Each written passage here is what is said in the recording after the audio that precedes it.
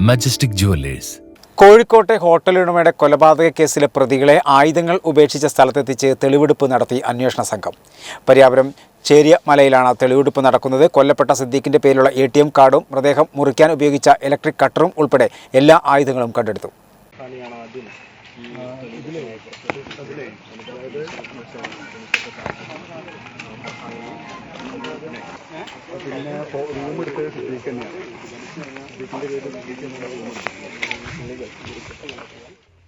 Kozhikode lodge മുറിയിൽ കൊല്ലപ്പെട്ട hotel വ്യാപാരി സിദ്ദീഖിന്റെ 2 ATM കാർഡുകൾ, ആധാർ കാർഡ്, വസ്ത്രത്തിന്റെ ഭാഗം, ശരീരം മുറിക്കാൻ ഉപയോഗിച്ച ഇലക്ട്രിക് കട്ടർ എന്നിവ പെരിന്തൽമണ്ണ ചിരട്ടമലയിൽ നിന്ന് കണ്ടെടുത്തു. പ്രതികളുമായി പോലീസിന്റെ തെളിവെടുപ്പ് തുടരുകയാണ്.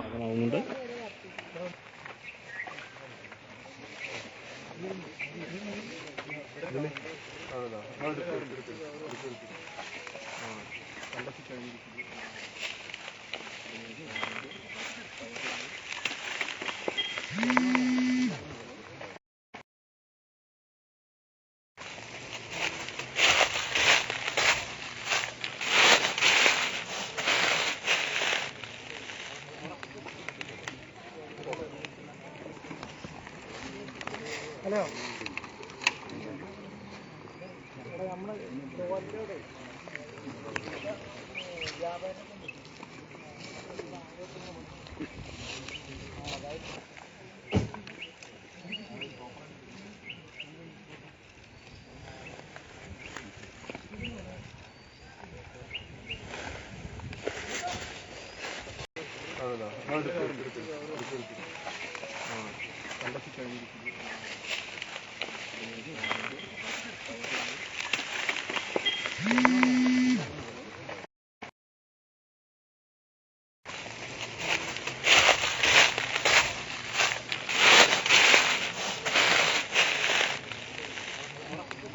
സിദ്ദീഖിനെ ലോഡ്ജ് മുറിയിൽ വെച്ച് കൊലപ്പെടുത്തിയത് ഹണി ട്രാപ്പ് ശ്രമത്തിനിടെ എന്ന് പോലീസ് വ്യക്തമാക്കിയിരുന്നു. പ്രതികളിൽ ഒരാളായ ഫർഹാനെയാണ് സിദ്ദീഖിനെ ലോഡ്ജിലേക്ക് ക്ഷണിച്ചത്.